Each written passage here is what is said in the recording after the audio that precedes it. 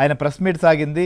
అనేక అంశాలపైన ఏదైతే మోంతా తుఫాన్ దగ్గర నుంచి మొదలెట్టి ఆయన ప్రస్తుతం టీటీడీలో జరుగుతున్నటువంటి కేసుల వరకు, అట్లనే అమరావతిలో జరుగుతున్నటువంటి అభివృద్ధి అంశాల వరకు అనేక అంశాలపైన ప్రెస్ మీట్ సాగింది. సో ఆయన ప్రెస్ మీట్లో మాట్లాడినటువంటి అనేక అంశాలు ఉన్నాయి. అయితే ఇందులో రాష్ట్రంలో చాలా చర్చకు దారితీస్తున్నటువంటి అంశం, అట్లనే ప్రపంచవ్యాప్తంగా కూడా ఆ దేవదేవుని సంబంధించినటువంటి భక్తుల మనోభావాలతో కూడుకున్నటువంటి అంశాలు 2 విషయాలు ప్రధానమైనటువంటివి. అందులో ఒకటి పరకామణి కేసు, 2 కల్తీ నెయ్య ఎపిసోడ్.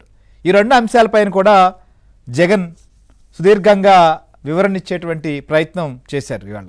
ఎందుకంటే ఫస్ట్ కేసే కల్తీ నెయ్యి వ్యవహారంపైనే ఆయన మాట్లాడినప్పుడు కూడా బోలేబాబా డైరీ సంబంధించి ఎప్పటి నుంచి సప్లై చేస్తుంది అనేటువంటి అంశాలతో పాటు వెనక్కి తిప్పి పంపినటువంటి ట్యాంకర్లను మళ్ళీ ఎందుకు వినియోగించారు, ఆ వినియోగించినటువంటి వాళ్ళపైన ఏం చర్యలు తీసుకుంటున్నారు అనేటువంటి ఆయన ఇవాళ ఎదురుదాడి చేశారు. సో ఇప్పటి వరకు కూడా కల్తీ నెయ్య ఎపిసోడ్ పైన అది తెరపైకి వచ్చినప్పటి నుంచి అనేక విమర్శలు, ప్రతి విమర్శలు, ఇలాంటి చర్చ జరిగిన తర్వాతే కోర్టుకు కూడా వెళ్ళారు, సుప్రీంకోర్టుకు కూడా. ఇది ఏకపక్షంగా ఉద్దేశపూర్వకంగా ఇబ్బంది పెట్టేదానికి విచారణ చేయబోతున్నారు అని చెప్పి ఈ నేపథ్యంలోనే సుప్రీంకోర్టు డైరెక్షన్తో సిబిఐతో కూడుకున్నటువంటి సిట్టు ప్రస్తుతం దీన్ని విచారిస్తోంది. ఇక పరకామణి అంశంలో జరుగుతున్నటువంటి ఎపిసోడ్ పైన ప్రస్తుతం ఇది కూడా హైకోర్టులో ఉంది. హైకోర్టు ఆదేశాలతో సిఐడి కూడా విచారించి దీనికి సంబంధించినటువంటి రిపోర్ట్ను కూడా హైకోర్టుకు అందించిన పరిస్థితి. ఈ 2 కేసుల విషయాలు,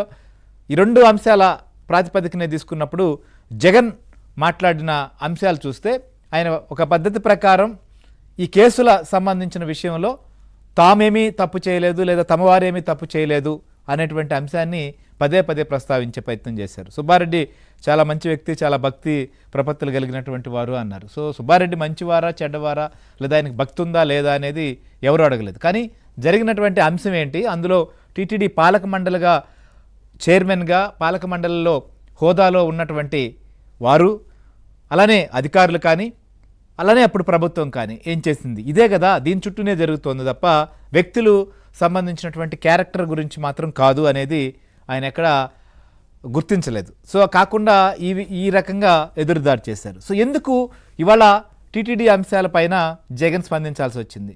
అసలు జగన్ స్పందించినటువంటి అంశాల్లో ఉన్నటువంటి వాస్తవాలు ఏంటి?